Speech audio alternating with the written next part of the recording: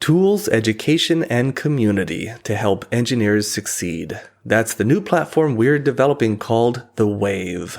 One of the key features of The Wave is called design accelerators. These are pre-packaged CAD building blocks, similar to the low-code, no-code trend in the software industry, but for CAD, that help you finish new designs in hours instead of days. Download a sampling of our design accelerators for free at teampipeline.us/wave and let us know what you think. That's teampipeline.us/wave. They're free, but only for a limited time. So take advantage of this offer and download them today. Hi, everyone. We've set up this Being an Engineer podcast as an industry knowledge repository, if you will. We hope it'll be a tool where engineers can learn about and connect with other companies, technologies, people, resources, and opportunities. So make some connections and enjoy the show. Then now they do not own their tools. They don't even have the design files. They can't move anywhere else. And effectively, they're now selling the factory's product that they designed for the factory.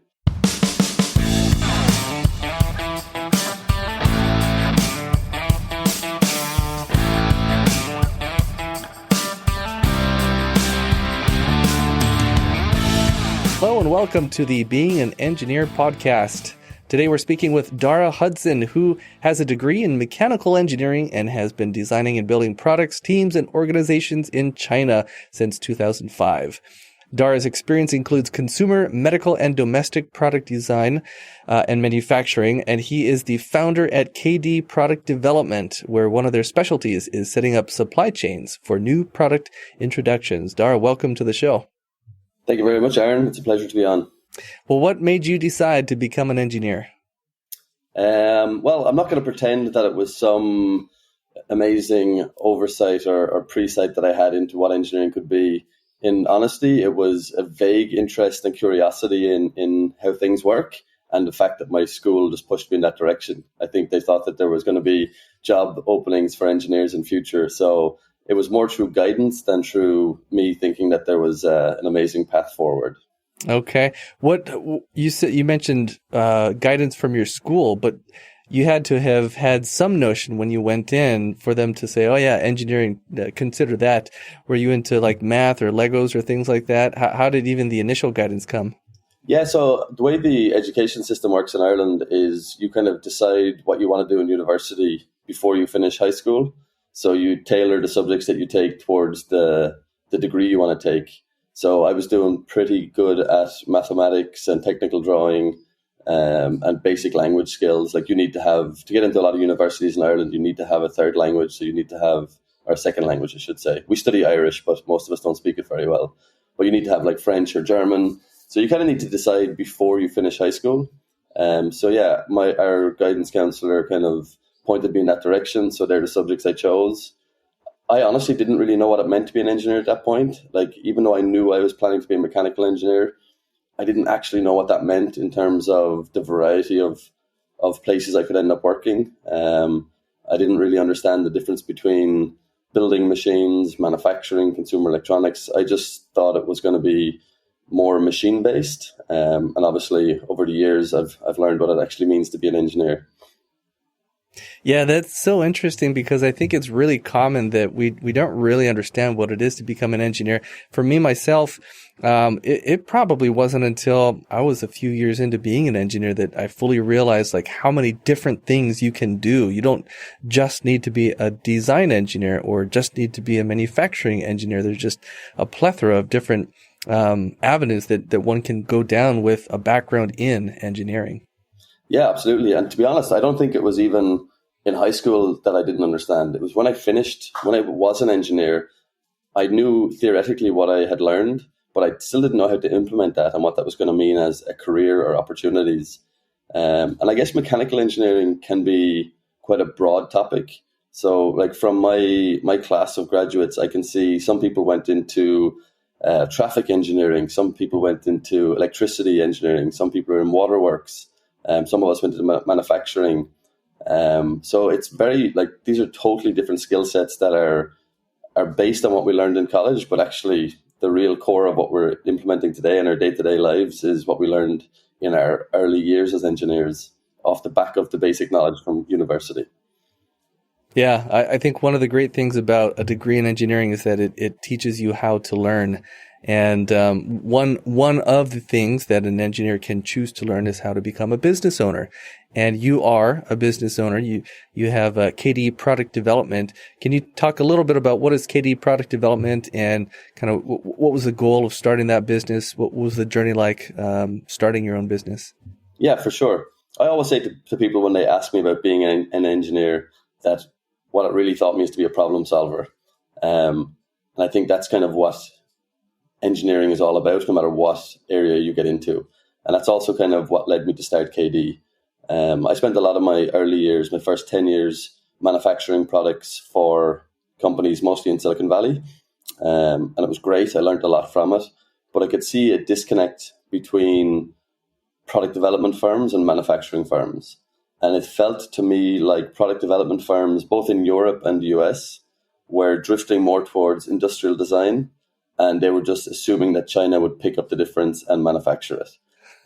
So I fell into that middle ground where I had all of these really, really cool PD firms coming to me with products they've designed. And we always joke about the big red China button. So they just throw over the files to China, press the go button, and then China just makes it. Nice. So we had this DFM process regularly, which should be, a month of DFM for a complex product would be good.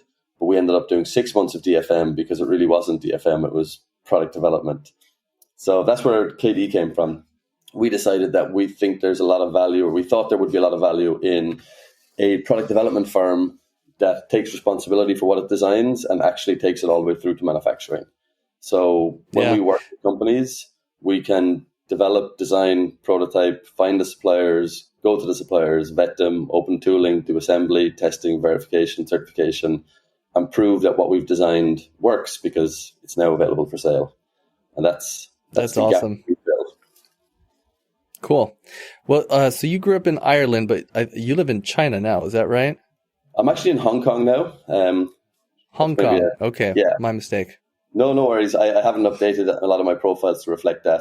So yeah, I spent 15 years in Shenzhen, always in the product design, development, and manufacturing field. And then when COVID hit, I happened to be on holidays and the China border shut down, and myself and my then pregnant wife weren't able to get back into the country. So we parked up in Hong Kong. Yeah, it was quite a part in our lives. It was interesting. So we stayed in Ireland for a little while, waiting for COVID to blow over. Then we went to the US because it hadn't hit the US yet. And then COVID arrived in the US, so we came back to Hong Kong and thought we'd park up here for a month or two and then go home. And 2.5 years later, we are still in Hong Kong, and now this is home. Oh my goodness! So what happened to your home in China? Just we had friends of ours go over with their phones and take photos and do live videos and pack it all up and ship it all over to Hong Kong. Wow! We gave it up. Yeah. Well, you're still over there near China, kind of in the depths of where so many products are manufactured.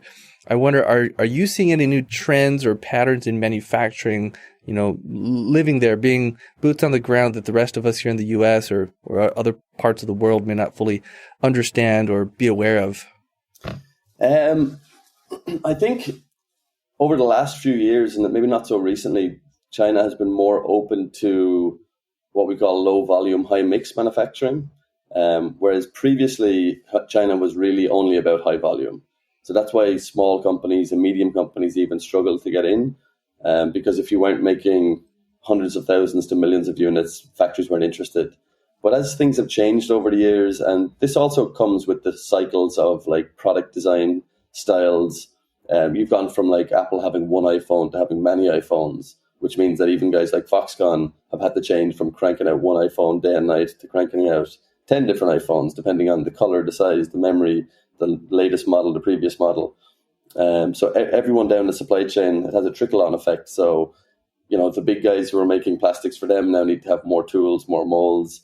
The smaller factories who work around that whole ecosystem, they also evolve. So now there's more openness to develop and manufacture small volume, high mix. And high mix, luckily for small companies, means it can be a high mix of companies, not just products within one company. So for startups to get into China now, you still need to have some volume, right? You're not going to come and manufacture 10 units and hope it works. You're still talking about thousands. But factories are more open to taking small companies at high mix, which means it's a little bit easier to get a foot into the manufacturing world. It doesn't solve all your problems, and in some cases maybe it causes problems, but that's a big change we've seen in the last 5 years, I would say. It's interesting that you mentioned that. I get emails all the time from companies in China, factories that are trying to sell their services to us. And I hadn't really noticed, but thinking back now, I realized that I've gotten a higher volume lately of emails from companies that are doing really low volumes, like prototype volume.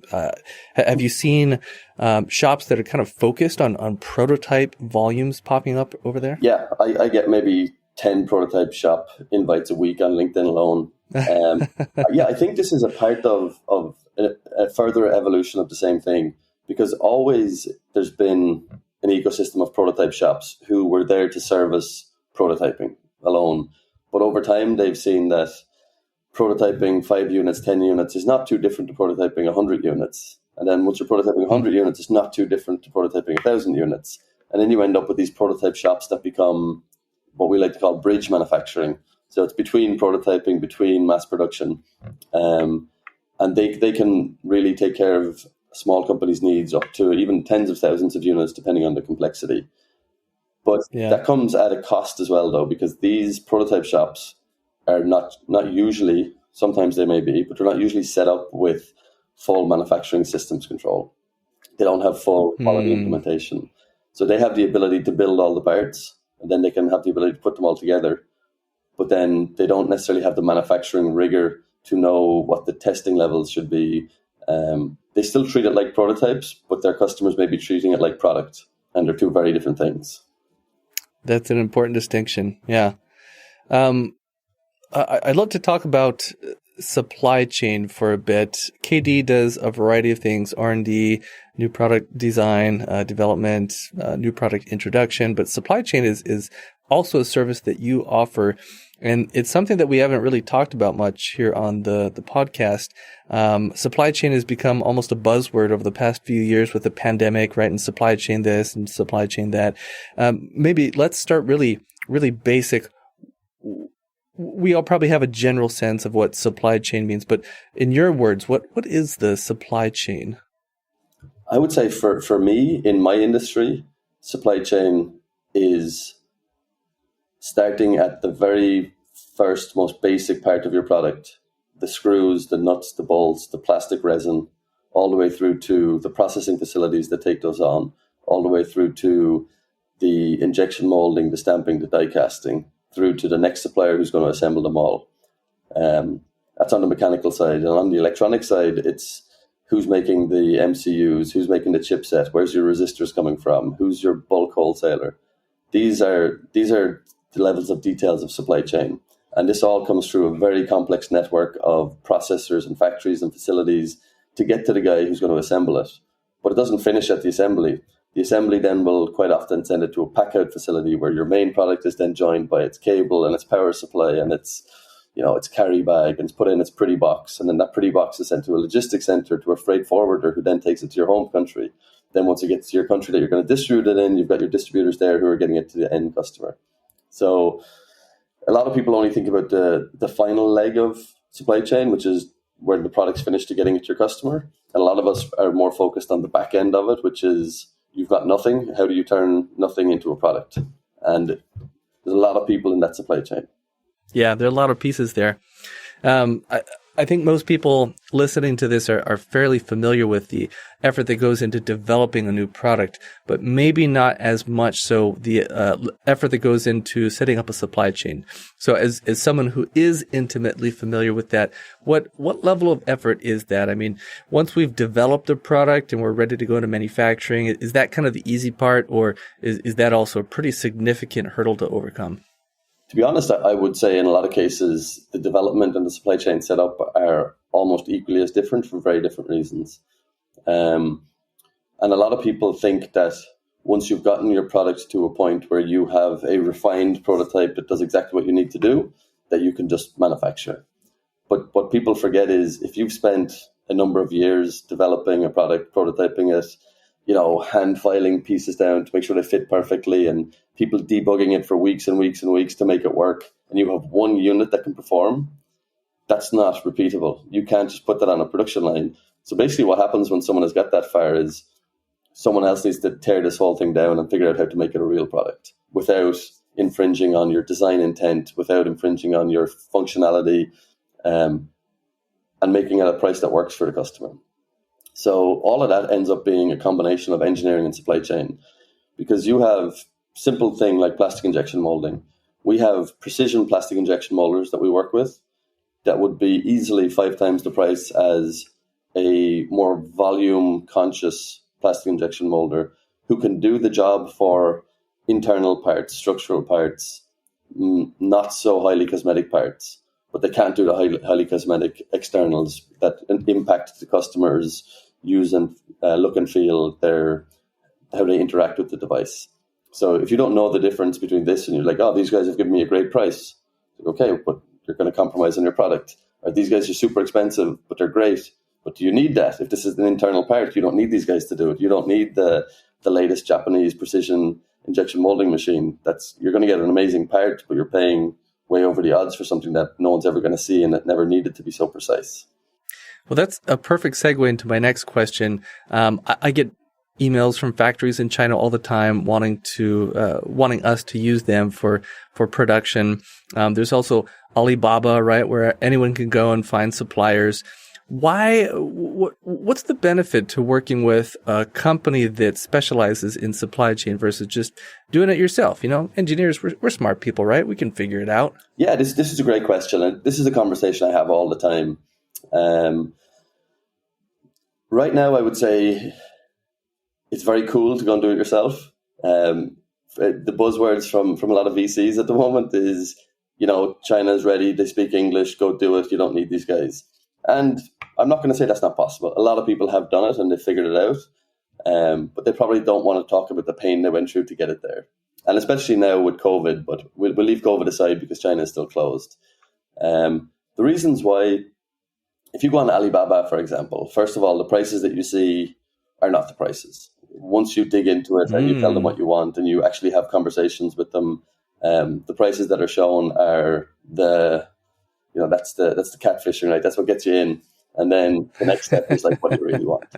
The next problem that you face is distinguishing who is a factory and who's an agent, who is just a reseller.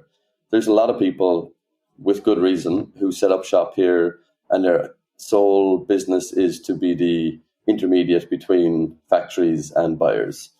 But they may not be transparent about that.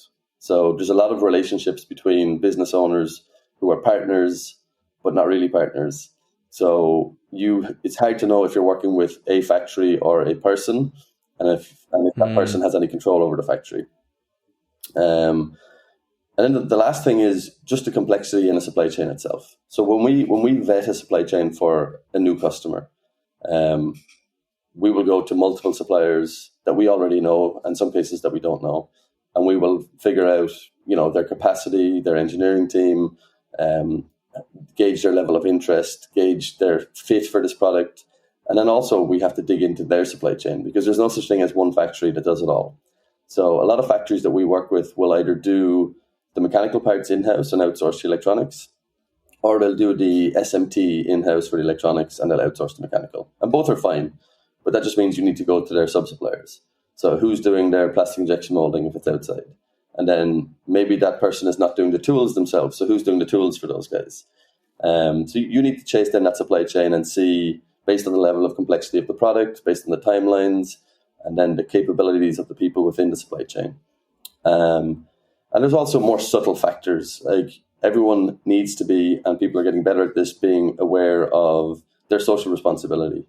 So going into factories, making sure that they have the right records, that they are meeting all the right standards, that they are socially responsible, their employees are working within the labor laws, that people are of the right age, that overtime is being adhered to in the correct way. these are things that you can only really gauge. And this goes for anywhere in the world. This is not a China problem.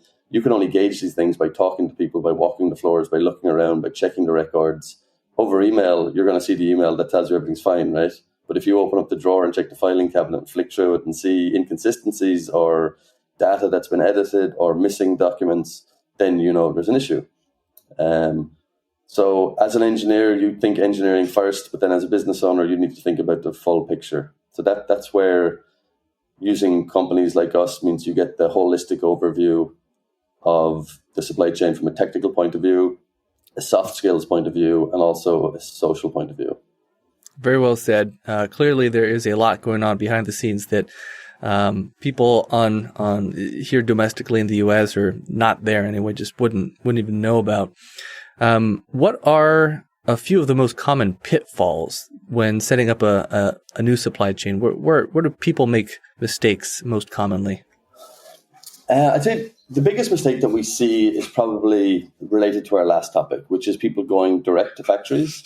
And the mistake is not going direct. The mistake is the way they structure the engagement.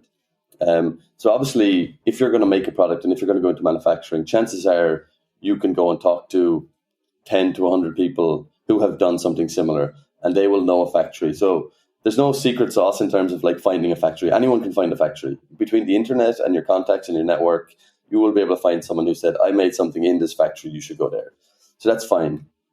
But the biggest mistake that we're seeing lately is people want to keep to a budget, obviously, when launching a new product. They want to bootstrap it quite often.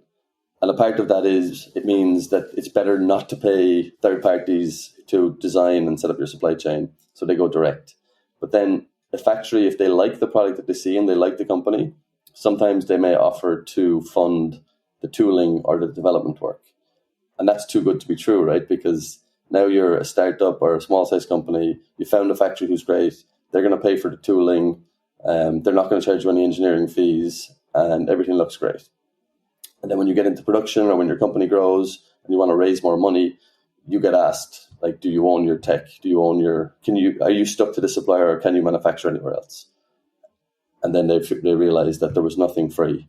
So then now they do not own their tools. They don't even have the design files. They can't move anywhere else. And effectively, they're now selling the factory's product that they designed for the factory. And the reason why that happens is because factories want long-term sticky customers. So if they believe in the product and they think there's good business there, and if you allow them to pay for the tooling, then they own the tooling. So there's no secret that you just didn't ask the question until it was too late. So that's something that we see a little bit too often now, is where people are naive to think that, that they're getting something that's simply too good to be true. Yeah. What are the costs involved in working with a supply chain company? I'm not asking you to share, all your prices, but in general, if company A were to approach a supply chain company like yours, what are there some rule of thumbs as far as what to expect to pay? Let's say that the product is already developed, at least as far as company A is concerned. It's designed, they've built prototypes, they've tested it, and now they're ready to move into manufacturing. What should they expect to pay? Okay, so let me step back a sec. There's one thing that people don't think about when they're talking about supply chain. Supply chain is a two-way system. You don't get to just choose your factory. Your factory needs to choose you, because these guys have a lot of people coming to them. So people forget that they need to sell themselves, their company, their forecast, their projection, their business to a factory to get the right factory.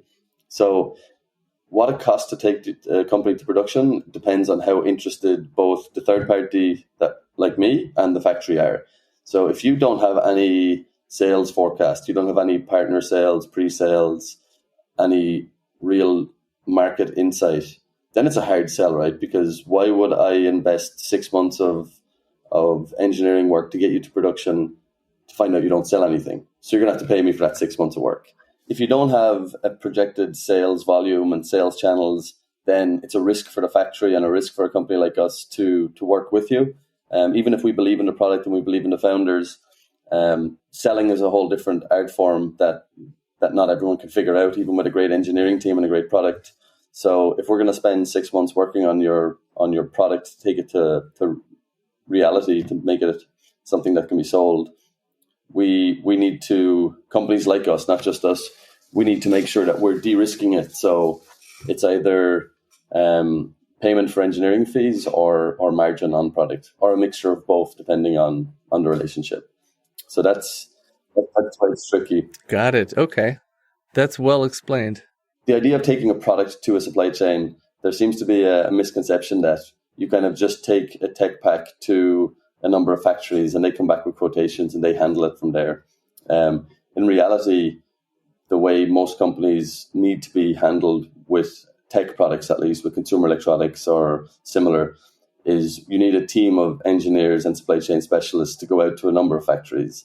So you need your mechanical engineer talking to the factory's mechanical engineer, your tooling engineer talking to their tooling engineer, your electronics engineer, your supply chain, your quality control. Because if you don't have these conversations, then you don't find out until too late that they don't have a tooling engineer, or they've never made a product like this, or their quality control system is actually super basic. So it's not just kind of one person sending out emails. That's not how supply chain works in the professional sense. It's a team of engineers and supply chain specialists making sure that you're asking the right questions, kicking the tires, and that when you come away with supply chain solutions, you're confident that from every technical aspect on the product and supply chain that you have solutions and people in place to take care of it. Got it. Okay. That makes a lot of sense.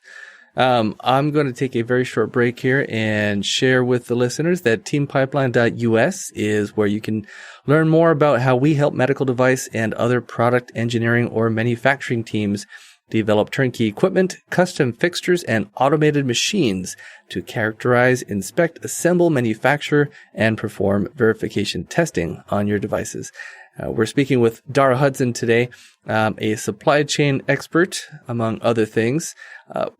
Darragh, one of the things that we have been leery of at Pipeline when working with companies in China is IP, intellectual property.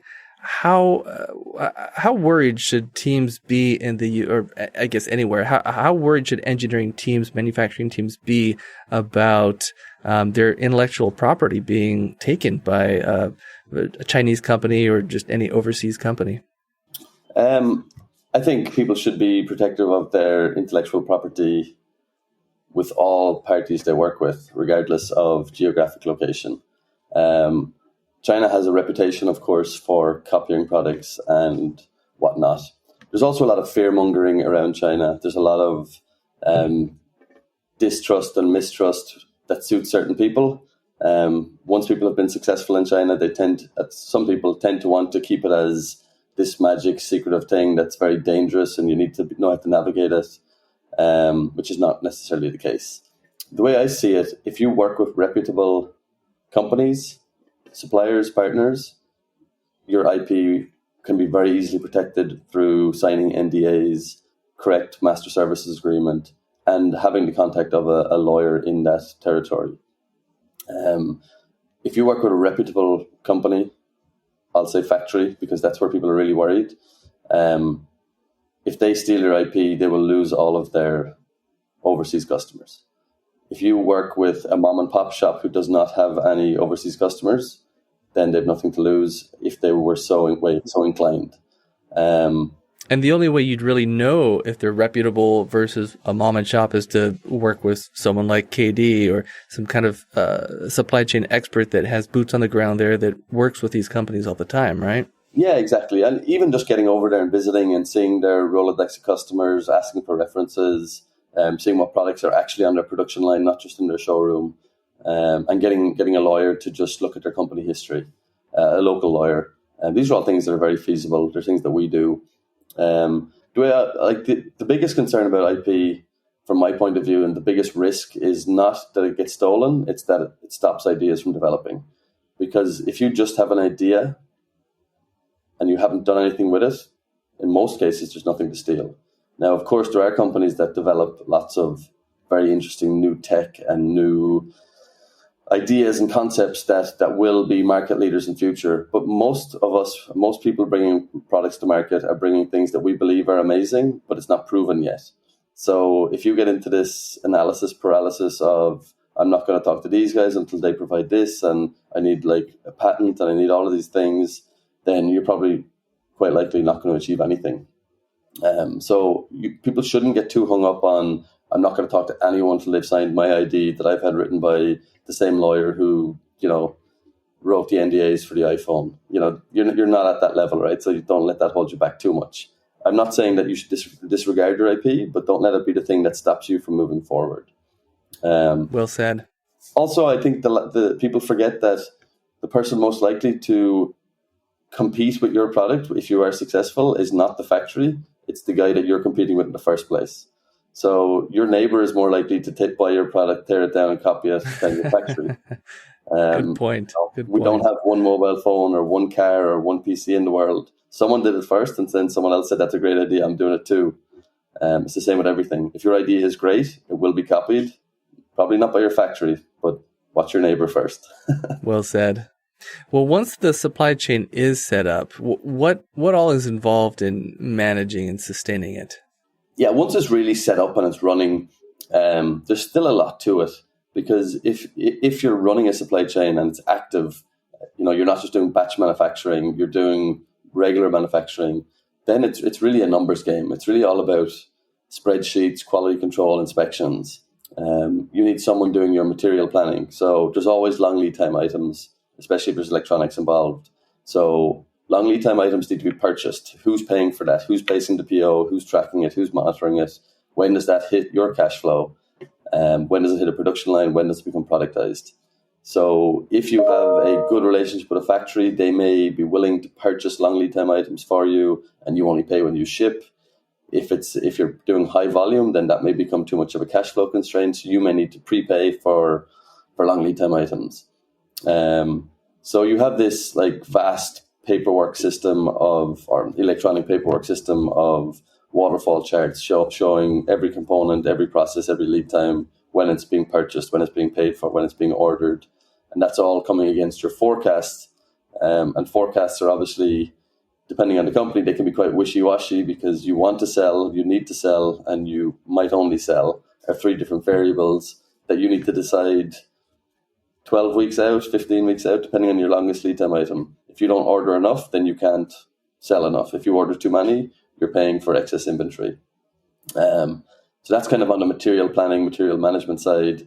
Then on the quality control side, you need to make sure that you have raw material inspections, you have semi-product inspections, online inspections, offline inspections, out-of-box inspections, packaging inspections.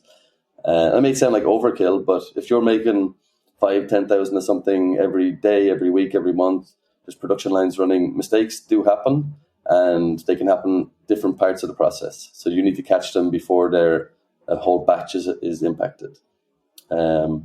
So running, that's kind of the operations side of a business. Once it's up and running, it's no longer really considered manufacturing. Even though the key of it is manufacturing, it's really operations, because you've proven that the process works, the material works, the operators can do it. I think it's just about repeatability and monitoring.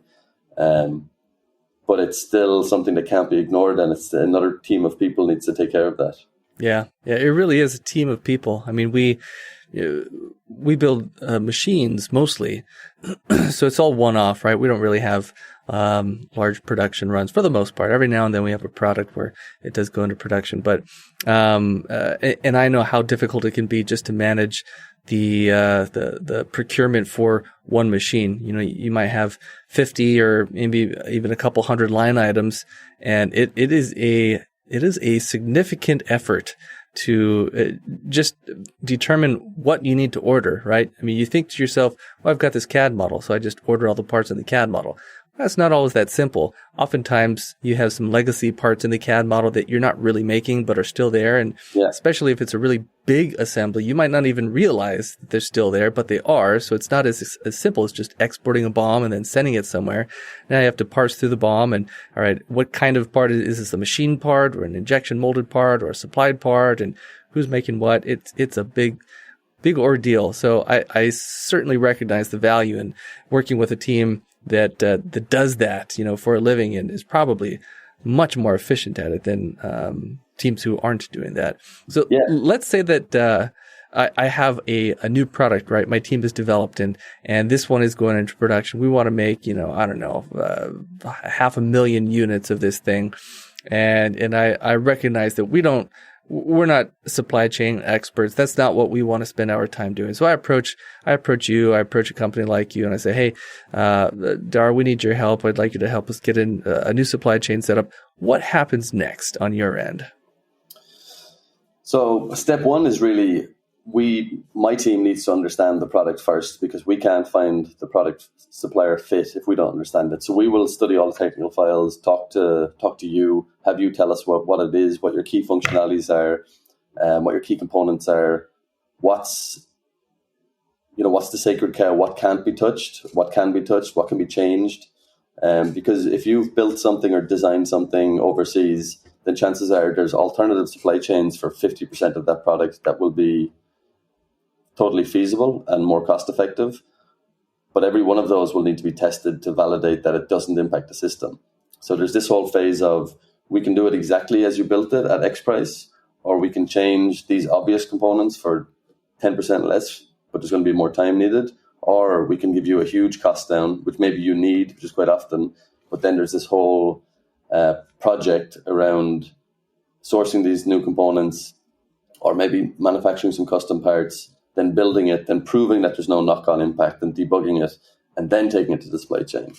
The benefit of that early stage of making some minor changes and tweaks for cost and efficiency, not just cost, quite often it's efficiency, is that there's then a deep understanding of the product developed with the team that you're working with. So rather than just studying the files, they've now got into the nuts and bolts of it. So when they take it out to potential suppliers, they really understand it. Step one is, like I said, understanding it. Step two is talking to suppliers.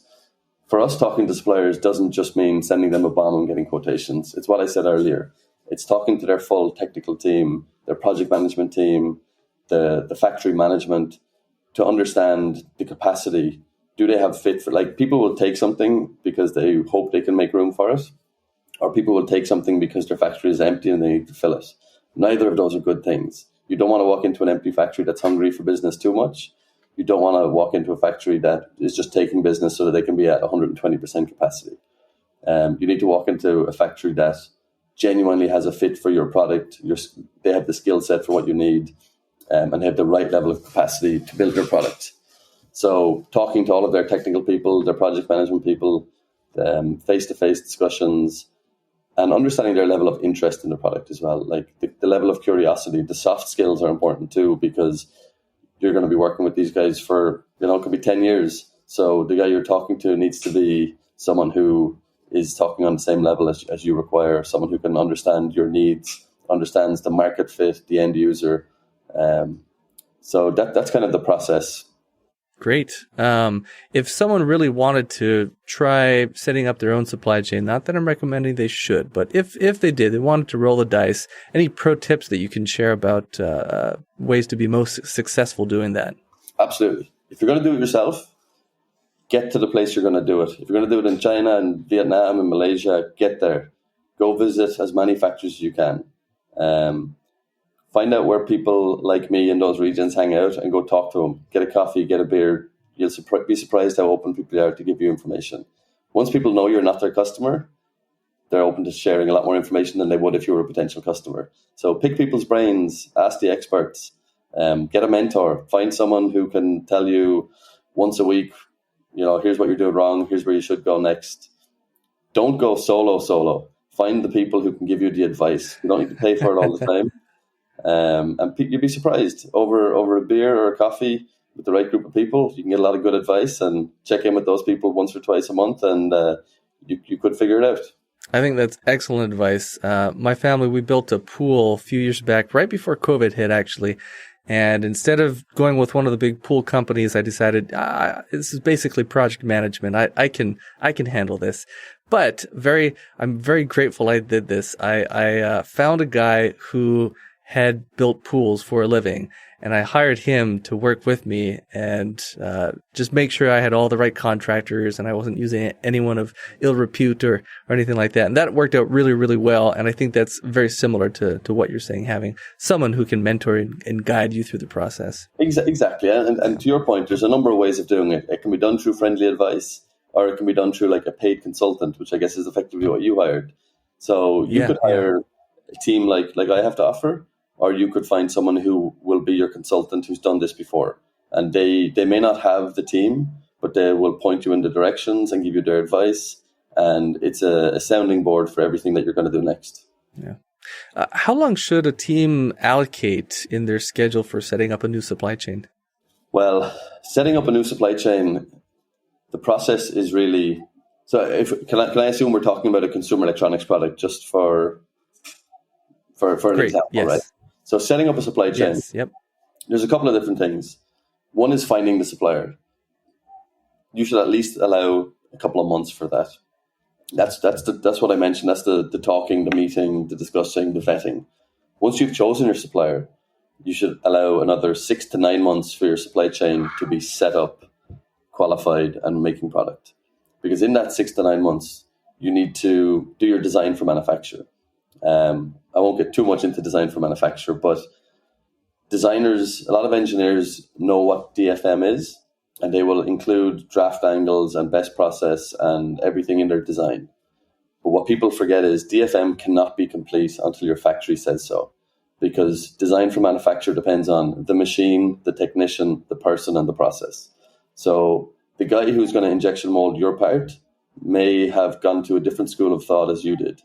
So if he says that your sliders can't come this way, or the undercut is too big or too small, or it's all good, don't worry about it, then he's the guy who's making the final decision. You can work with him and you can tweak it, but you have to go through this DFM process. And the same with the PCBA layout. Theoretically, something may be possible, but if your guy running your machine says he can't do that, then he can't do that. And you can force him to, and you're going to have a defect rate and a yield rate that hurts your product. So that's DFM, which depending on the complexity could be 3 weeks, could be 6 weeks, could be a couple of months. Once your DFM is complete, you're going to start cutting tools, cutting steel for your tools. Typically an 8-week process for consumer products that have good finish and some level of complexity. And at the same time, you're fabricating PCBs, you're getting your SMT line set up, and you're buying electronic components. So that's another couple of months gone. Then you're shooting first parts off tool, you're refining them, you're measuring them, you're making sure the tolerances are working, you're making sure that their assemblies are good. They're never good at the start. Nothing comes off tool and works. It's just not the way it works. So everything has to be refined. Then you do your engineering validation build, which you don't care what it looks like. You just put it all together and you make sure it works. From an engineering point of view, you want your engineer to say, this does what it's supposed to do. From a technical point of view, there's no features missing. There's no concerns. It's not going to fall apart. That takes a month. Then you move into your design validation trial, which is where now it should look like and work like it does, which means your designer who started off the project with the pretty pictures comes back in and says, oh, yeah, I like this finish. I like this color. This Pantone is wrong. I don't like this sink line. I don't like this. You got to spend time fixing all of the things so that when your user gets it, they're amazed by what comes out of the box. And then your last part is your production validation build, which is, so you've run your production line to make 5 units, 10 units, 20 units. That's great. But that's not the same thing as running at full tilt for 18 hours a day. So now you need to make sure there's no bottlenecks on your production line, that all your jigs and fixtures and testing equipment work, that they work at the same time with the same output, that your operators are trained, that your standard operating procedures are written, that they all make sense, that your inspections are working. That's probably another few weeks of work to iron out the issues before you release to mass production, which is steady state production, that everything works. So that's in my experience, that's a 6 to 9 month process easily. And that's after you finish the design, right? That's after you finish the design. Yes. Yeah. Okay. China has been kind of the go-to country for high volume production manufacturing for quite some time now. Is that still the case, or are there other countries that we should be considering for high volume manufacturing? I would say that's still the case, but it's changing. I think everyone's very aware that there is a push from different parts of the world and for different reasons to manufacture elsewhere. So you're seeing a lot more manufacturing in Vietnam, in particular in Vietnam right now. And there's always been a level of manufacturing in like Malaysia and Penang. You see quite a lot in Taiwan, but Taiwan is very constrained by resources and the fact that it's more of a technology hub and R&D than manufacturing. But what's really happening in the new developing supply chains in Southeast Asia is that you're seeing Chinese factories building factories in Vietnam and essentially sending over raw materials, semi-finished product, staff, factory managers into these new countries so that they are ensuring that they still have a foothold in these new manufacturing worlds, which makes perfect sense. So the benefit of that is they're helping to grow those local ecosystems. So around those larger Chinese factories, there will be local, whether it's Vietnamese or in the Philippines, they will grow their own facilities around those.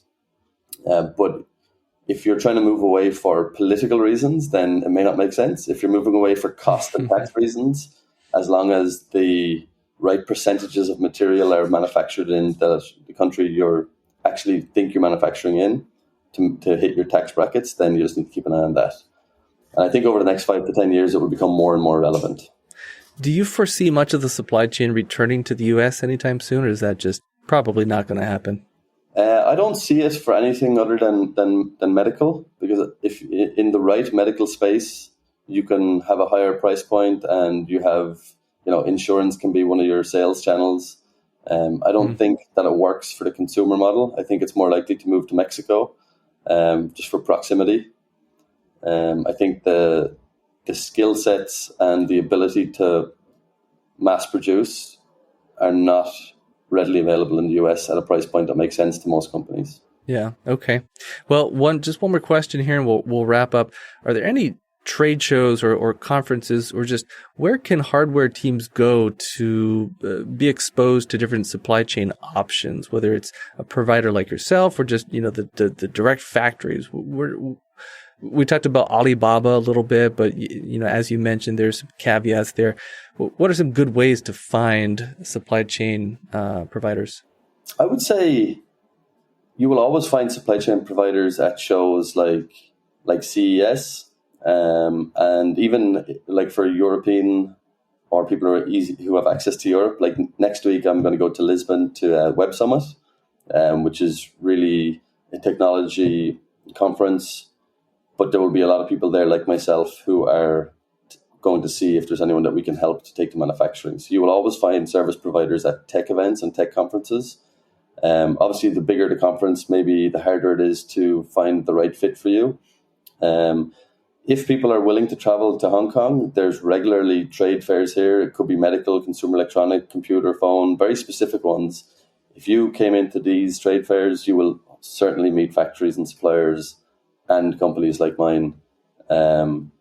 Obviously, for those guys, it's easier to have an exhibition here in Hong Kong or in Shenzhen when it's open than going to the big shows. But suppliers are doing a lot more traveling and a lot more work at these different conferences and the tech events. So you'll find options at almost any sizable event. Okay, great. Well, Darragh, clearly you know what you're talking about. You have just oodles of experience in this area. For sure, listeners, if you need to develop a new supply chain, reach out to Darragh and his team. Hopefully they can help you out with that. Darragh, how can people get a hold of you? I think the easiest thing to do is just through my LinkedIn, shoot me a message, or maybe we can include my email address in the summary or intro to this podcast, so people can feel free to shoot me an email directly. Great. So check out the show notes. Those of you who would like to have a conversation with Darragh and his team about getting some help setting up a new supply chain, I will include his email address there. Well, Darragh, thank you so much. I sure appreciate your time. It's 8 a.m. for you, 5 p.m. for me, so we made this work on our respective ends of the day, and I just really appreciate you sharing all your knowledge and about supply chains, and thank you so much. Thanks for having me. It was a pleasure. It was great to talk to you, and really appreciate having me on. I'm Aaron Monker, founder of Pipeline Design and Engineering. If you liked what you heard today, please share the episode. To learn how your team can leverage our team's expertise developing turnkey equipment, custom fixtures, and automated machines, and with product design, visit us at teampipeline.us. Thanks for listening.